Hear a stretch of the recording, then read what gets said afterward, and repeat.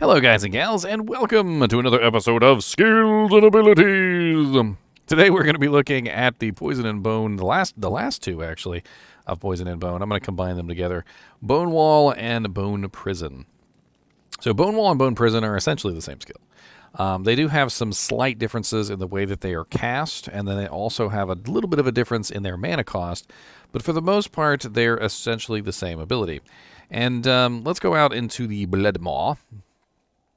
And we're going to play around with some of the little low-level monsters so I can show you how these two abilities work. Now, first off, when it comes to Bone Wall can be cast at any place. And it is important to note that earlier on in Bone Wall's life, it used to last forever. That's right, forever. So if you cast it, it would stay up forever. It was crazy. It had a massive amount of life. And it was potentially unkillable. There were definitely some characters that had a difficult time actually killing it. And it had to do with the amount of HP that it has, combined with the resistances and various other things. But because it wouldn't go down on its own, with a duration, it would never expire. And if you never killed it, well, then it just never fell down. Now, if any of the segments is killed, the wall will fall. So, for instance, with this particular wall, you can see that it's comprised of a total of 1, 2, 3, 4, 5, 6, 7 segments. And this wall is currently level 32 and has a hit point value of 4,891. But as you can see, they have a duration now.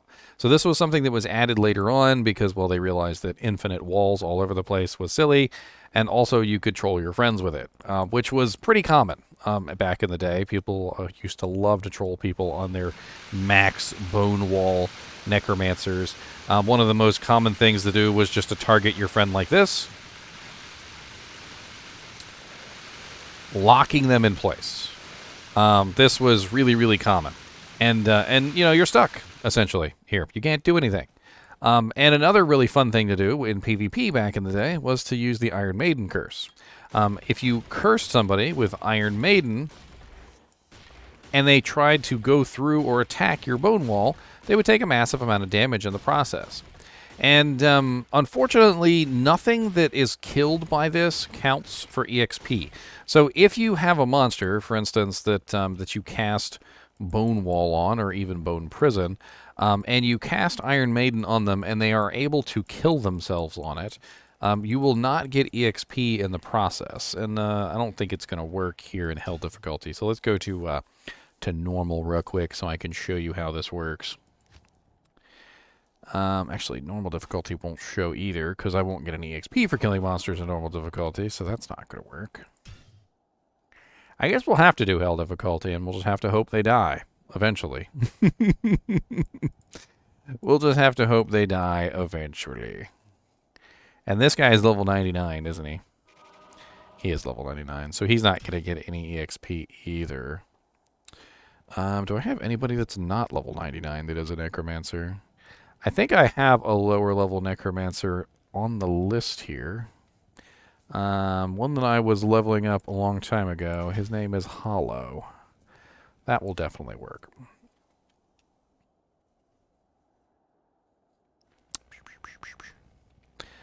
Does he have? He does not. So let's go ahead and respec him real quick. Let's give him his vitality back.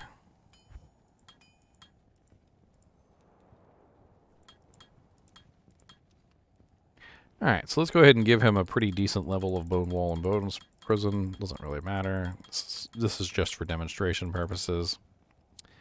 And give him some more Iron Maiden as well. I want him to actually be able to kill something. And we're going to go to Frigid Highlands. Mr. Dusty Buns, what are you doing back there, sir?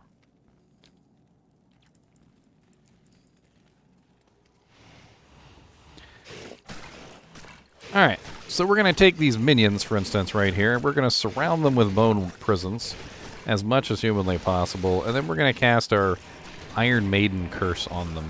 And we're going to keep them locked down like this. And one thing you're going to notice is that they don't, even if they kill themselves on our bone wall, which they're not going to, it looks like, because they're taking like next to no damage from it, I won't get any EXP for it. And unfortunately, due to the rather low duration of the bone walls and the low HP, you can see they're killing them relatively quickly.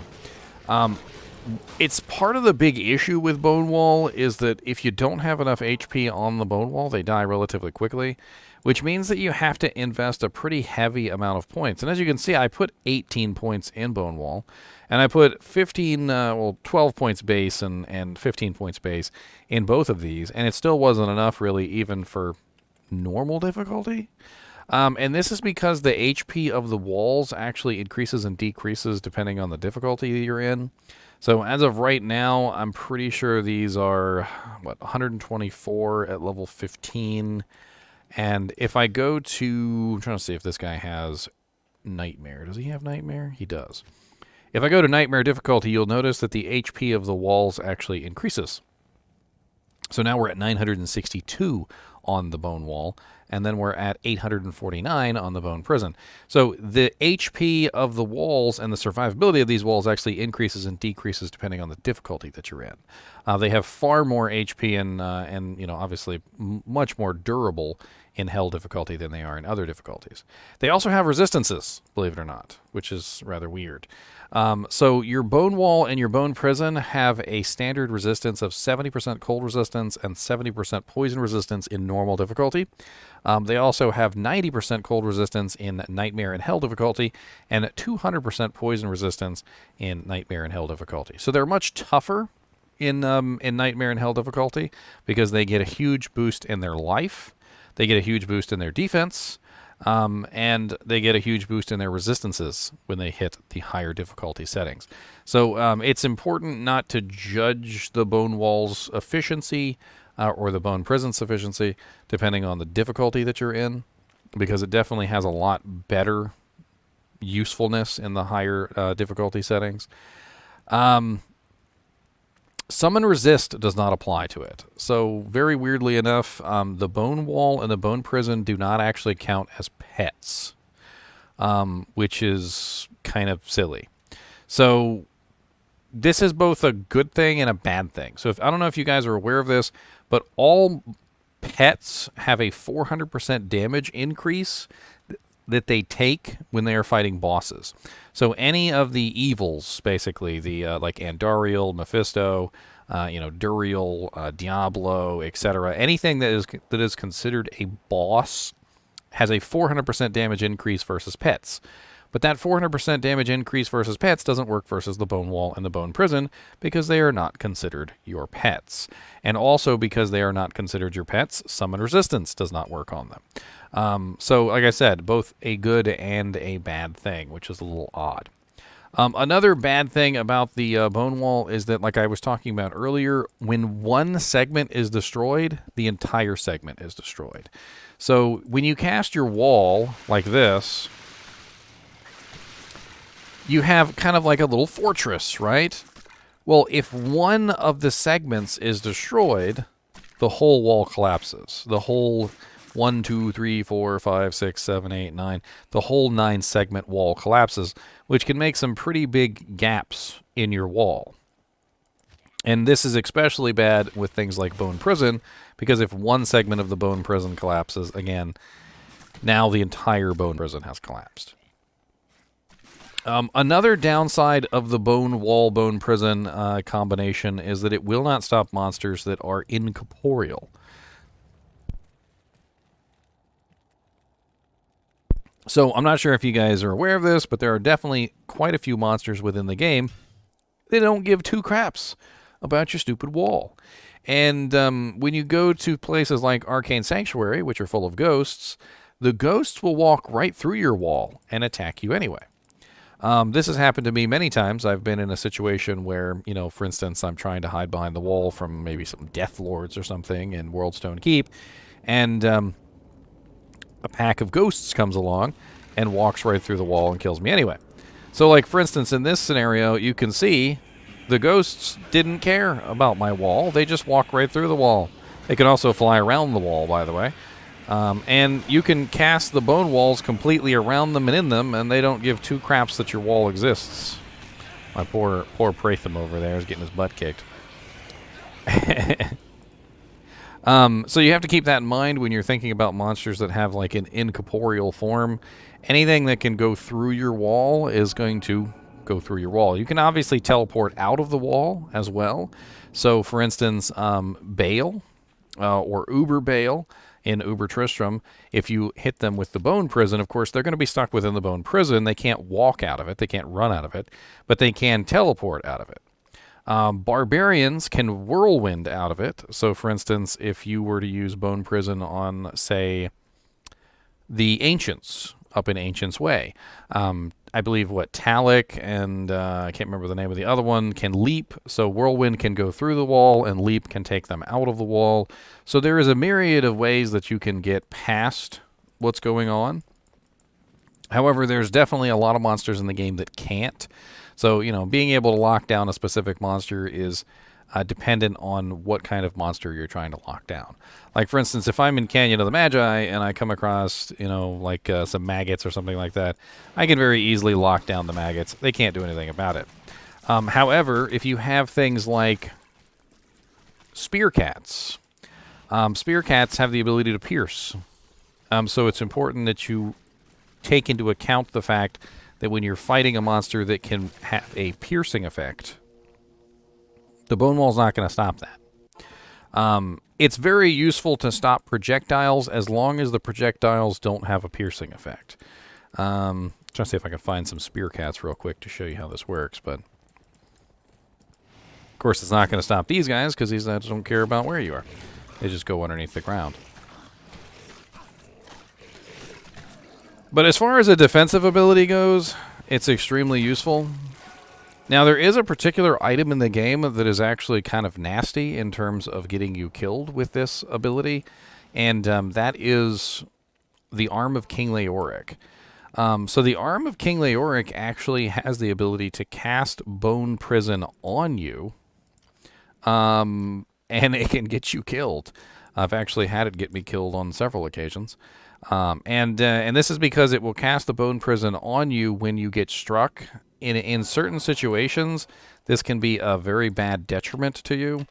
Like, for instance, let's say you were out here in the Frigid Highlands, and, you know, for whatever reason, let's just say you got a little bit too close to the monsters, and they managed to hit you. Which, of course, isn't happening. Of course, when I say... You guys can't hit me? What's going on here? Come on. Come on. Come on. The Bone Prison can go off and get you stuck.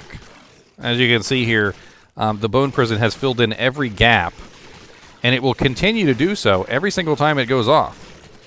And this can essentially get you killed in certain situations. Now, it's important to note that there are ways out of this as well, like the same thing that we were talking about earlier. So if you are a Necromancer who has teleport can help you out of that situation.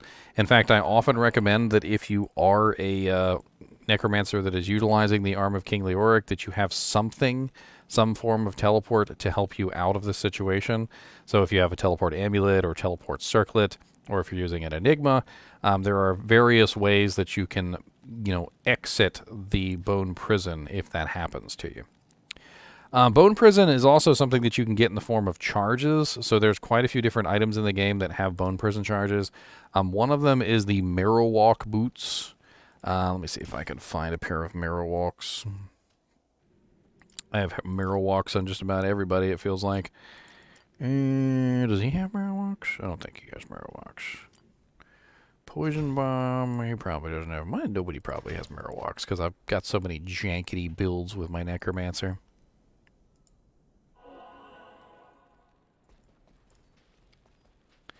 No, of course he doesn't have Marrowwalks. Why would he have Marrowwalks? That's just silly. But Marrowwalks also have Bone Prison charges on them and can be extremely useful. Specifically for like non-Necromancer classes, I usually recommend it for non-Necromancer classes. Like if you were any kind of character who generally kites things on a regular basis, having bone prison charges can be really useful for things like Pandemonium Diablo, Uber Diablo, Uber Mephisto, Uber Bale, although not as useful for Uber Bale, but if you tag it with Slow's target abilities, you can prevent him from teleporting. If you put enough Slow's target on Uber Bale and Bale, they won't teleport out of the prison. And of course, the prison is only going to last for 24 seconds or until it's destroyed. And usually with marrow walks and things like that, you can make the bone prison last long enough that you can kill whatever target you're trying to kill.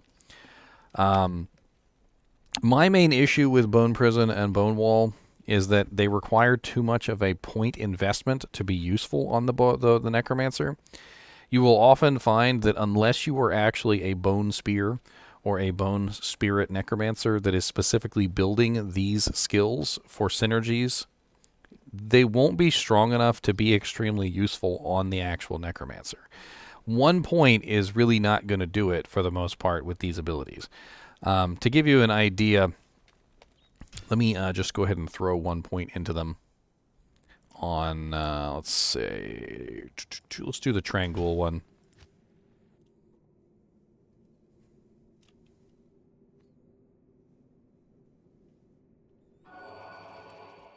And this is, of course, assuming that you're not a Poison and Bone Necromancer.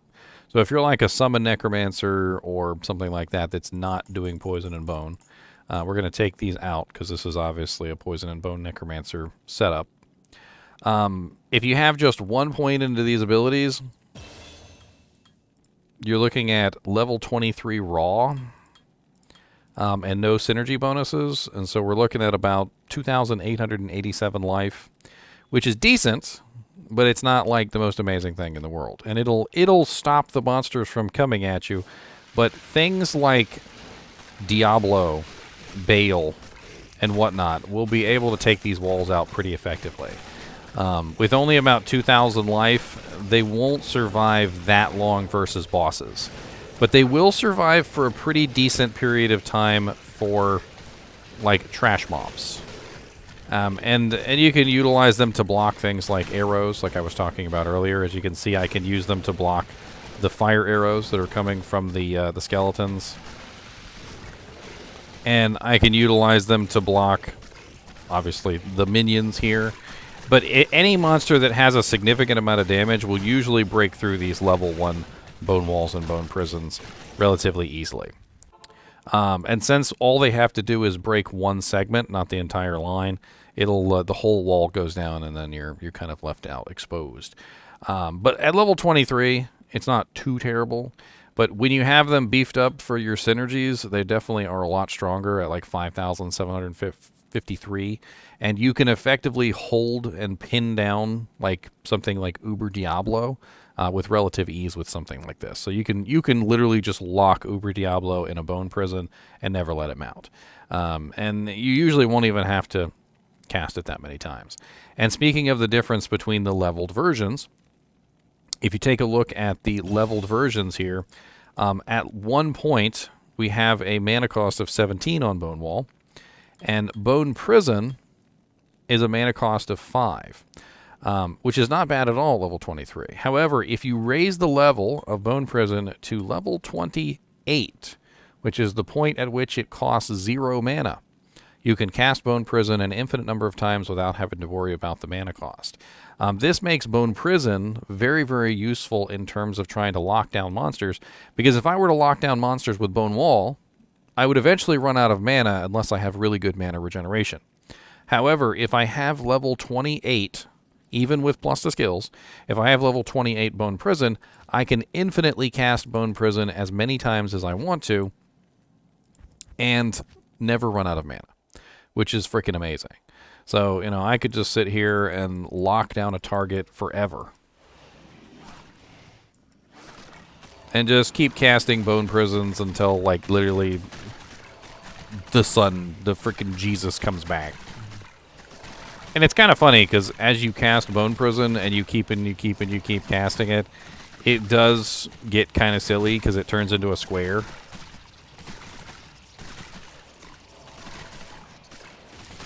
But I am perfectly safe within my wall of bone prisons that will never deteriorate away. because I have no mana cost, and I can just cast them infinitely. I can't really do the same thing with Bone Wall. I mean, I could try, but eventually I would run out of mana. As you can see, I'm already, like, decreasing a little bit. Sir, will you leave my wires alone? No, sir. Sir. That's bad. Do not chew wires. You can hurt yourself. Stop it. He said, what? Chew on your wires? I like to chew wires. I think that's pretty much everything, honestly, with Bone Wall and Bone Prison. There's really not a lot more to cover. They're great abilities for crowd control. They don't really have much damage potential.